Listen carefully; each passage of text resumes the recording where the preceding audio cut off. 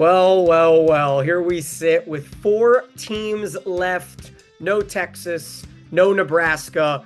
Our national semifinals are laid out in Kansas City on Thursday, and we welcome you to a very special episode of Six Rotations brought to you by SNA Sports, better equipment for a better game. Happy Hanukkah to those that celebrate. He's Mick, I'm Daniel.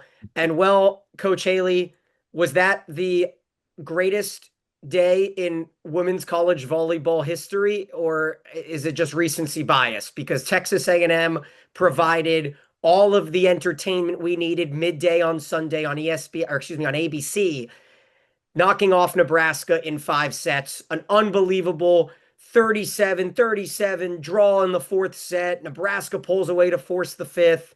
And then the nightcap in Gregory as Mimi Collier and Carter Booth and company eliminate Texas, avoid the three SEC teams from making that championship stage. And so the Big Ten does get one. It's not Nebraska as they finish their season 33-1. We've also got Pitt, who dropped a set against Purdue. They are lined up to take on Texas A&M. And then Kentucky, the lone SEC champ, working their way in. Kentucky, Texas A&M from the SEC, Pitt from the ACC, Wisconsin from the Big Ten. What do we think about how everything went down over regional weekend? Basically, I was not surprised about the Nebraska A&M. I really You felt, called it. You did yeah, call it. Yeah, we had a lot of emails saying that Mick was right on it. Yeah, the physicality was right there from Kazakpala, Lednicki, but it was Stowers who was certainly the difference maker. yeah, and I was a little bit wrong about the Nebraska having trouble with their fast system. What Nebraska had trouble with was the serving. They really brought the serve early, and that knocked Nebraska back a little bit. Kudos to them for fighting back and getting back into that match. But they looked exhausted at the end, as both teams did. And it was certainly fun for the fans all over the world. I've gotten emails now from people in Europe who watched that saying that is the most fun fourth set they've ever watched in their life. And so the fans were provided with excellent volleyball. One of the things I wanted to say about that match is that both teams committed to their programs. Both teams played as hard as they could play all season. Both teams come out of there with a win because they did as well as they could possibly do in that situation. And it's not very often that coaches can get players to buy in and players trust coaches to do everything they can to help them be as good as they can be. And both of those programs did that. Somebody had to win because they played each other, right? So pretty interesting, but those kids will remember this for the rest of their life in a positive way. I'll correct myself. I said 37-37. I meant 37-35, of course, in that fourth set.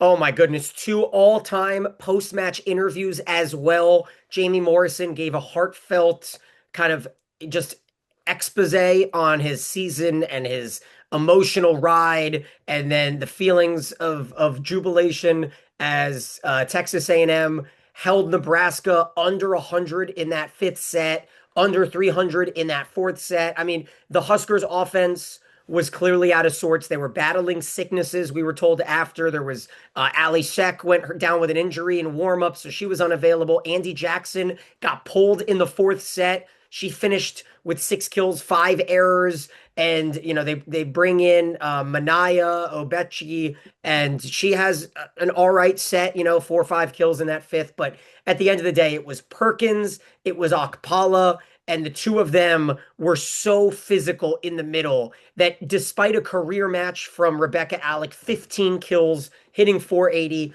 just 4 blocks. The blocks were not quite there for Nebraska. That was an awesome finish. We'll do a little bit of a rundown. I've got a bunch of notes. This is not going to be a short episode by any means. I can't wait to kind of relive some of these big sets with you, Mick. And then Carter Booth with a Hall of Fame post-match interview after Wisconsin just took it to Texas. I mean, those first 2 sets just felt so lopsided. Texas comes back in the third. No one on the left side really steps up for Texas. Spears, I think, led the way with what, 11?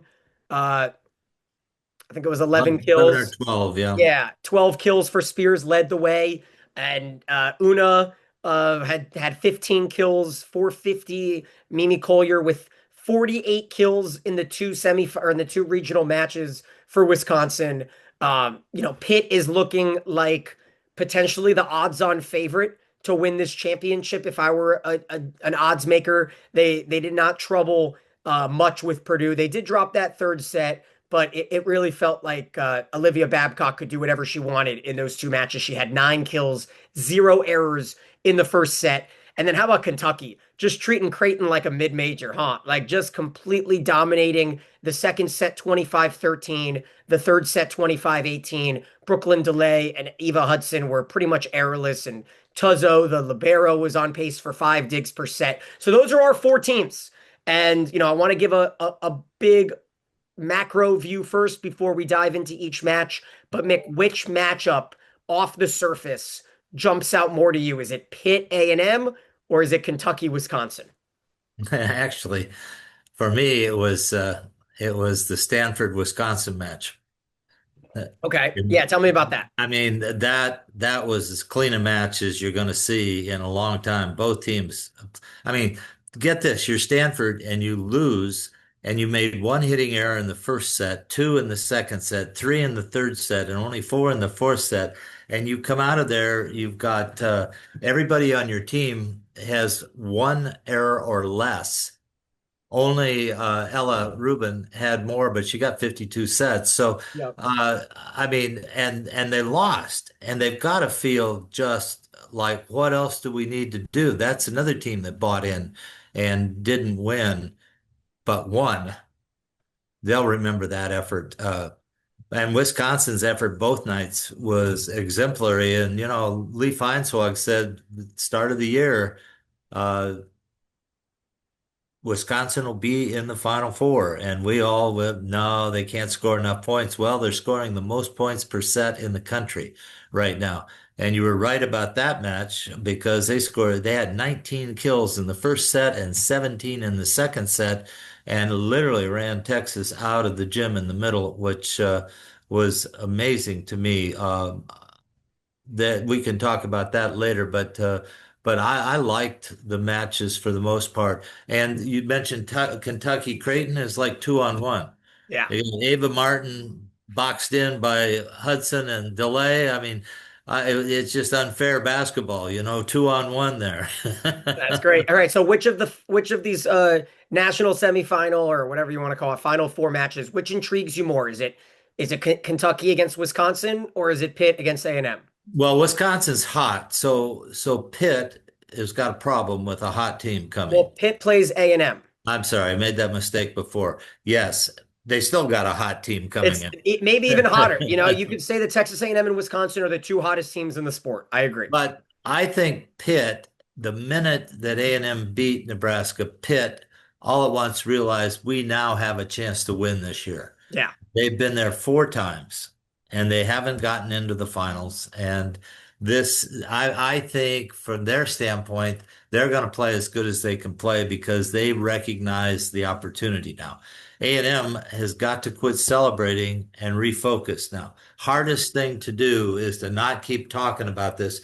And I tell you, everybody on that A&M campus, Jamie Morrison will come out of there with a sore hand because they're all going to grab his hand with a Texas handshake, and he's going to want to go down on one knee because these guys squeeze hard, let me tell you, when they're excited like this. And I've experienced that, and I'll tell you what, you get in there quick or you get your hand crushed on these handshakes, but they've got to refocus really and refocus and come back against Pitt And it's because the first match. It's the yeah, first, and that's important to note. 6:30 Eastern time, Thursday on ESPN. Meanwhile, you talk about hottest teams. Kentucky has won 26 in a row. That's going to be an unbelievable matchup. A great color scheme with that Kentucky blue against that Bucky red. I could not be happier for John Shondell, who was a part of that, 20 years as Purdue's assistant and had a really unfair exit from his situation there. So he gets to go to his first Final Four as a coach, and that is a huge feeling as you know, Coach Sheffield kind of welcomed him in.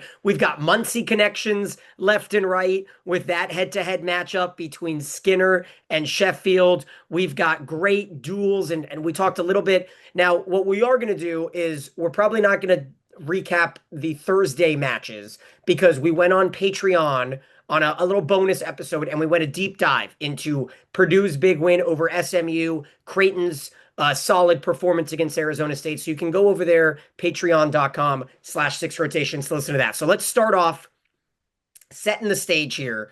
The weekend really kicks off in that Friday match with Stanford and Wisconsin. And my headline here was Mimi Collier's 25 kills, 8 of them in the fourth set, spoiled Logan Parks's return, and Bucky Badger finally gets the revenge. You know, Stanford had never lost to Wisconsin. They were 6-0. They had the elimination game 3 years in a row, including the national championship. What was that, back in 2018? And how about Wisconsin hitting 420, dominating that first set? Huge second set comeback, epic match point, side outcomes there in that fourth set with Rubin getting the kill at 23-22, but Mimi Collier just too strong. And Carter Booth errorless with 14 kills. Those Andrews sisters connecting and competing was really fun. Lizzie versus Allie. They said they haven't seen each other since April, and Lizzie goes 10-1-13 for Stanford. Just not enough. We just didn't see enough from Rubin at times when it mattered. And that fourth set, Mick, might have been the best set until the fourth set on Sunday when Texas A&M and Nebraska put together the best set I've ever watched in college women's volleyball. But the fourth between Wisconsin and Stanford was high-level volleyball. Natalie Warlow was a serving specialist, had those huge serves to set things up for Egan, who won that third set, and then obviously Mimi put away the fourth. But, you talked about that match. Kind of shoe in that and tell me about Tori Stafford and her performance against Indiana, because that was also lopsided. Texas just stayed a nose ahead of IU the whole way. Stafford went 19-0-26. So did you have anything else about Wisconsin Stanford? Or do you want to talk a bit about Texas Yeah, IU? no, I have a couple comments about Wisconsin Stanford. So I wondered one thing. I thought that Stanford had the advantage with a faster attack, but they went slow. They went high to Rubin. They cut down their offensive errors really well, but where they got beat was net fouls, 5, serving errors, those kinds of things really put them in the negative, and that's the only thing that they didn't do well. But I thought the choice to go high did not help Rubin. Rubin is good on the faster set. Maybe they were worried about her making a few more errors. But in this case, she really had to battle because Wisconsin was able to load up on her. So that was one observation in that match that I thought maybe could have changed things. They're interesting choices. Coaches know better than backseat drivers like myself because they're in the gym every day. But from an outside view, just watching, you just wondered why maybe they didn't go to a little faster system. And it might be because Park was out and just came back, and they wanted to be safer. And they won the third set statistically, but Wisconsin stole it. Yeah, they did. And that was the difference in that match. So those are the two observations about that match. What Well, I want to move forward into the match of the regional semifinals, right? Louisville takes a 2-0 lead on Texas A&M. It was a second set that A&M had led 21-16 just to see Chacoin kind of take over at the end of the second. Third set was tied 23-0. I thought, all right, Louisville going to pull away here and sweep. A&M forces the fourth, blows out Louisville in the fourth, and then at 12-10 in the fifth set, there was an unbelievable point, a massive marathon rally, a crazy arm comes out. I think it was Lednicki who kept the point alive. And then there was the put away that sends Texas A&M to the regional final for the first time since 01 with 20 from Lednicki, 17 from Stowers. And Emily Helmuth, who started her career, I think, at Pepperdine. I remember five That's right. years ago, calling her matches, right, on the West Coast. That's right. And she has been massive, 24 kills in the last two matches for Texas A&M. And were you starting to get that Team of Destiny vibes from that? I was starting to feel it. I said, all right, I remember Mick talking on our pod about how Texas A&M is the team that Nebraska does not want to play. And when you have a reverse sweep in this sport, your next match is a lot of momentum. And I think that first set on Sunday saw it because the first set that Kendall Stowers was able to ignite, and it just felt like A&M was moving at a different speed than Nebraska. Stowers started the match with 8 kills, zero errors, 11 swings, got that big ace and a 10-0 run. You don't see 10-0 runs against Nebraska ever, let alone in the first set, in the Elite Eight, in Devaney. And then, you get all these stats, right? Nebraska's first set loss since September 12th against Utah. Nebraska's first time going down 2-0 since August, and they won both those matches. And then the big one, their first loss at home since 2022 against Minnesota. But I'm getting ahead of myself here, Mick. Do you want to talk at all about Pitt and Purdue? It didn't really feel, it felt like, what do they call it? Like a gentleman's sweep. Purdue got one, but it felt like Pitt was in the driver's seat the entire time. Well, I was pretty impressed that Purdue came out and played. They've had some situations where they haven't been able to play their best at the end of the season when they get in the tournament. And I thought this was a very good effort by the Purdue team. They just got outmanned. That's all there was to it. And Babcock hitting from the left side and the right side Yeah. really gave them fits. And Babcock is showing her development here. Not only is she a back row attacker, a right side attacker, now she's a left side attacker, and I mean a fearless one. She is absolutely very good, not just getting a swing, but she's doing the job and leading her team. In that regard, Pittsburgh's players didn't back off. They stayed right after it. They challenged. I didn't see any let up, and they just got beat. So good season for good season for Purdue. Really a great job. Pittsburgh just trying to get by them right away, thinking Final Four again, Final Four. We've been there, and so I thought that was a good match. Both teams played hard, and good for Purdue to steal a set there. Yeah, I agree. And beating SMU is a highlight for Purdue, but unfortunately for Dave Absolutely. Shondell, always the bridesmaid, never the bride. And for him to see his brother kind of move on is a fun little story that can continue as Dave is the lone bald man from Muncie that is left out of the festivities here this Right. week. Dan Fisher is the lone man with hair in the Final Four. He is. He is. Here's some good fun facts for you, right? Pitt reaches their fifth straight national semifinal. How about this, Mick? The first season since 2002 where the regional finals did not include a two seed. Yeah, pretty All good. four one seed, all four three seeds won in the regional semis. That was wild. What a year for the three seeds with Creighton and Wisconsin and Texas A&M and Purdue. And then only one of the regional semifinals went to five sets. So Jason was our lone winner of our giveaway for how many five setters we would see. And then here's some great ones that I found through the pipeline here. This is the first national semifinal, Final Four, whatever you want to call it, since 2011 that does not feature Texas, Nebraska, Stanford, or Penn State. That's pretty amazing, huh? It's kind of like with the NFL, right? There's no Mahomes this year, and Lamar Jackson, all these star players are getting left at home. And how about this? The last time that Nebraska and Texas lost at home on the same day. Do you want to give me a guess on the year? 86. Okay, you saw it. I did see it.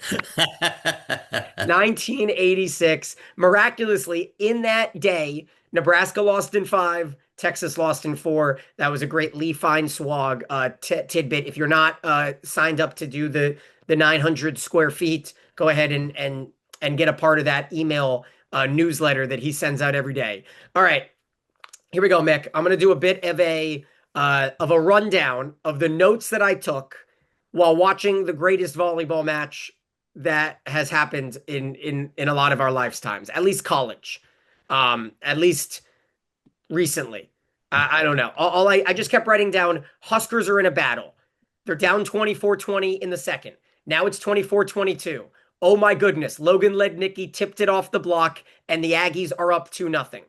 Then we head to the third set, and I said, Texas A&M up 13-9 in the fourths. Oh my goodness, Texas A&M is up 18-11. Are they going to sweep Nebraska? No. Nebraska comes back and they lead 23-22. But Texas A&M is so physical, they've tied it at 25.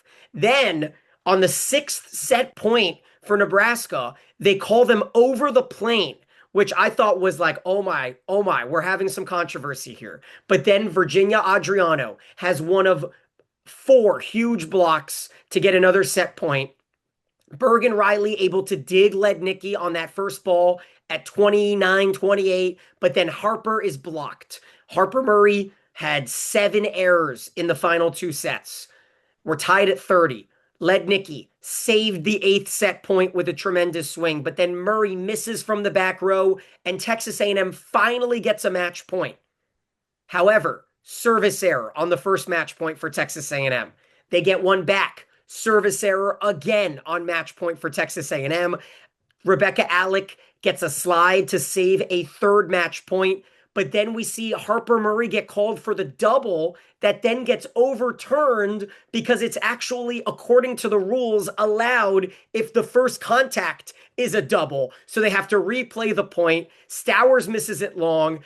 Nebraska celebrates, but no, there's a touch call. So they have to then go back. We look at the replay. It was the right call. We're tied at 35. Harper Murray gets us the 10th set point, and Virginia Adriano gets a late touch call to win that set, deciding Jamie Morrison, I'm not going to challenge. Oh my gosh, that fourth set. What did you think when you were watching that fourth? Well, I just kept waiting for somebody to win, and they didn't. And it was amazing that it kept going. And then it switched where A&M was ahead, Yeah, and three match Nebraska was points. catching up. And then it turned around, and Nebraska went back ahead 3 more times, I believe. And so it was entertaining to say the least. But I would tell you one thing, 2 things actually. I don't know why Nebraska did not use Adriana more behind. She only got 12 sets in the game, 8 kills. Now, think about that. On the other hand, the middle blocker, Andy Jackson, got 22 sets, 6 kills, 5 errors.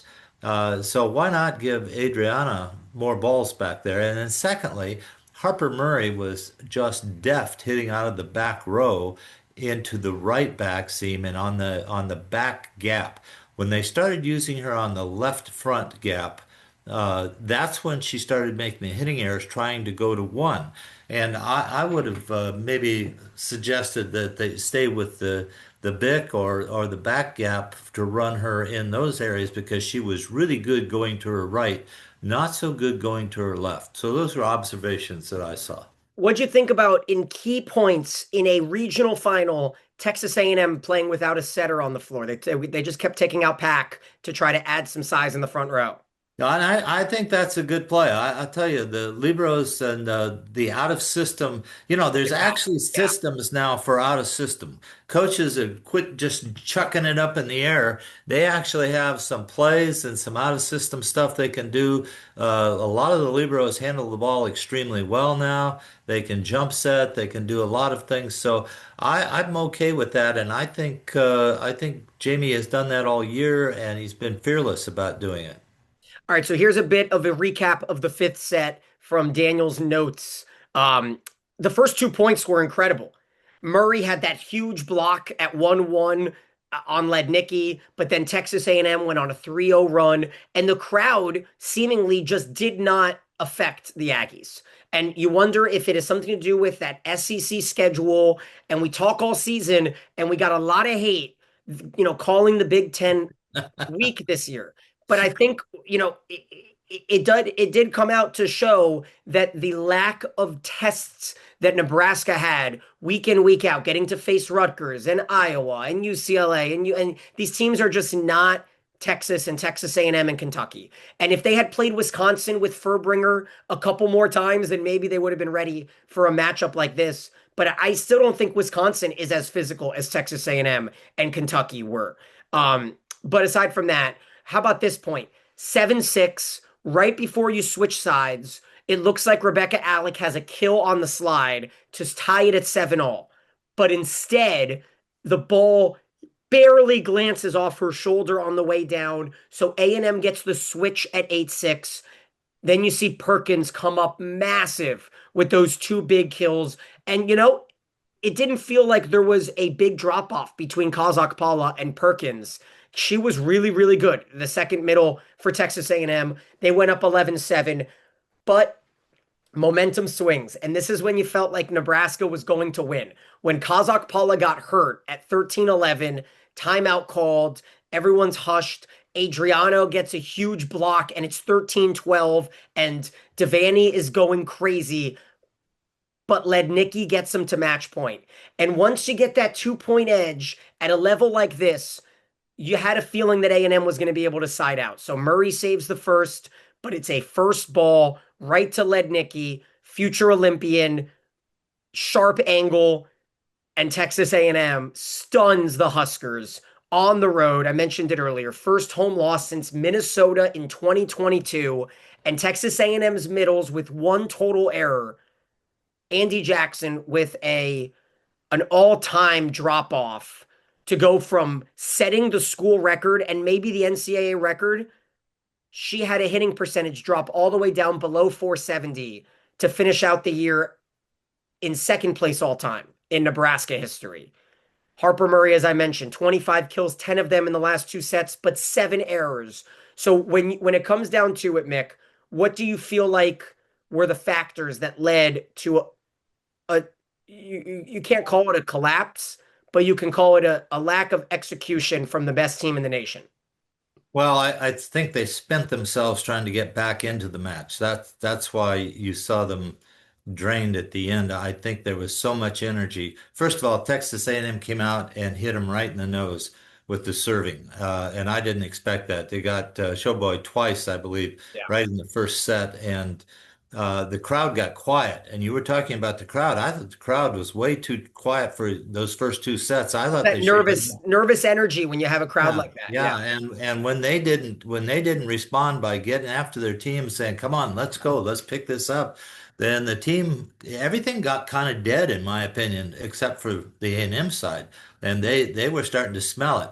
Then the crowd got into it and they got real emotional and they were playing with slapping hands and things that they haven't normally done all year, and they won that fourth set, and it's just like finally we won the fourth set, but it wasn't the match. A&M's a Right. little bit irritated because they didn't win. They still got energy coming into that fifth set. Now Nebraska has to rebuild their momentum. And you're right about the second middle blocker for Perkins. A&M. Yeah. She had a stunning match.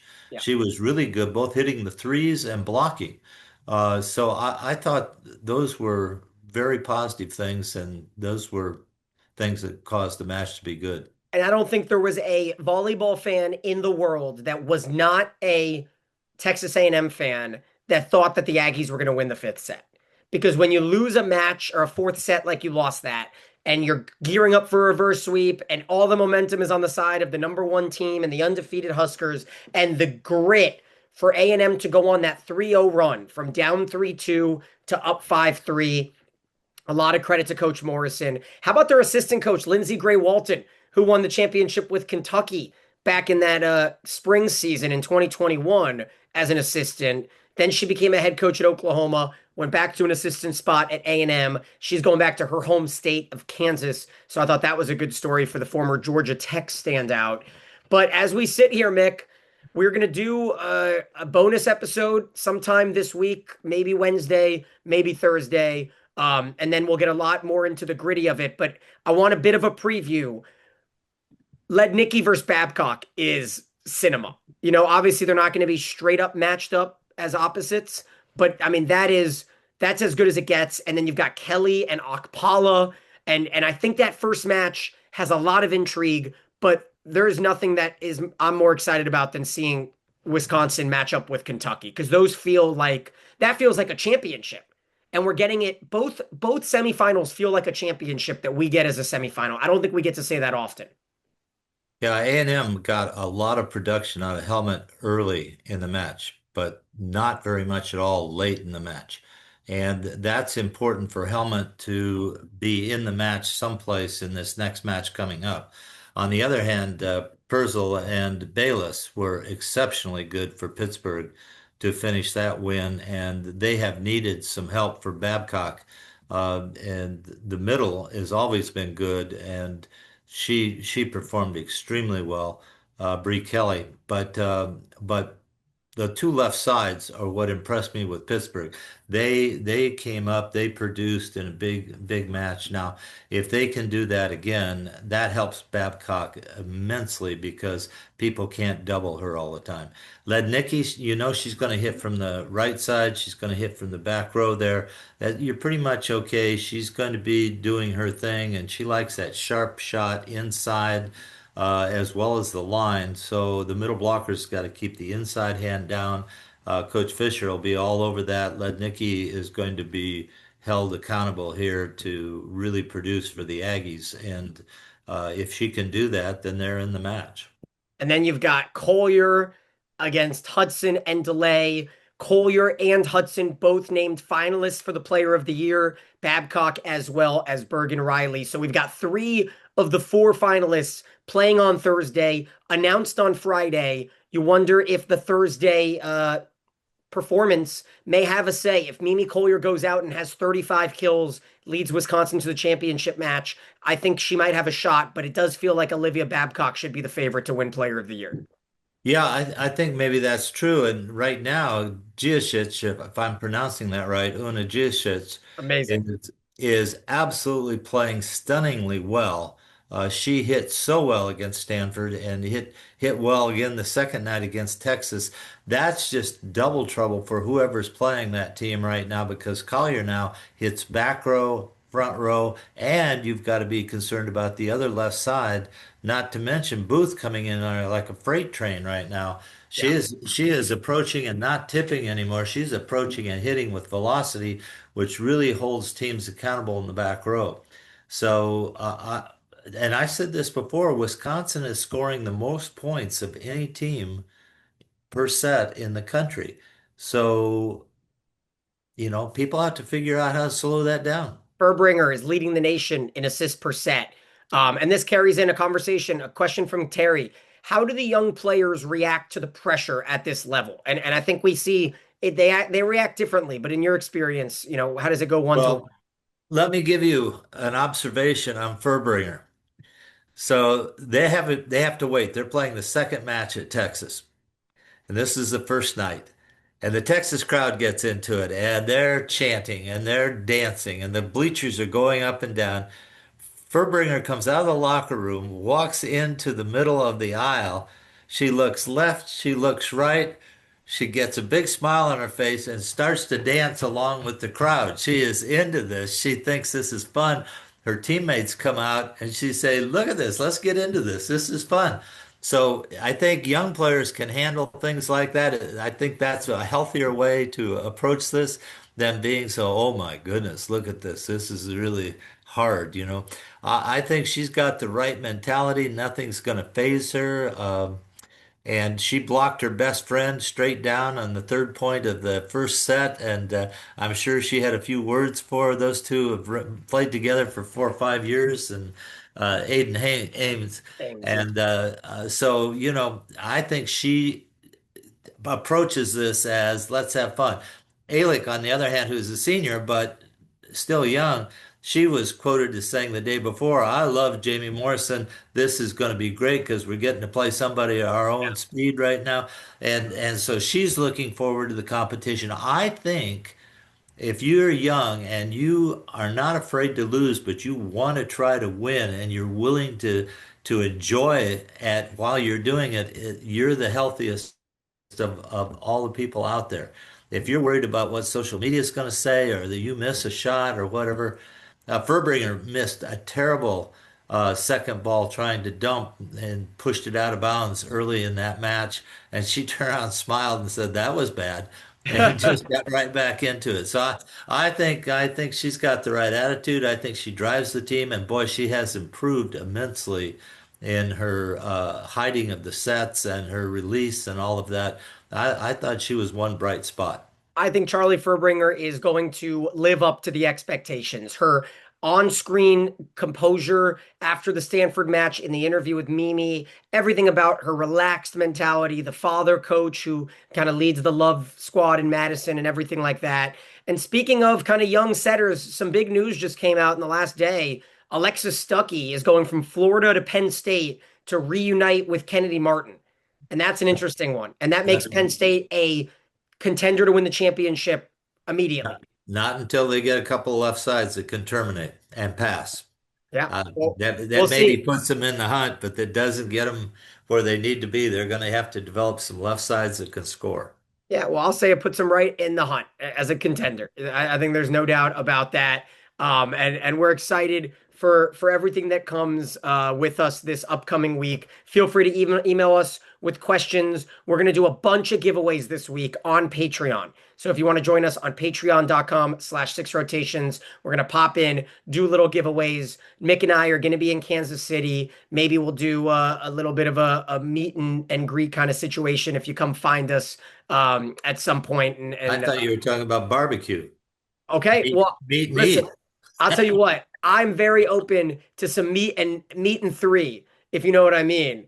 So go ahead and send us your Kansas City barbecue recommendations. Mick and I, Absolutely. maybe we'll do a food tasting video. That'd be fun. We'll I'd mix like the that. barbecue with some pregame previewing of our national semifinals. Folks, what an episode. What a weekend. What a sport. We thank you again for following and tuning in and supporting. As always, he's Mick. I'm Daniel, and this is Six Rotations.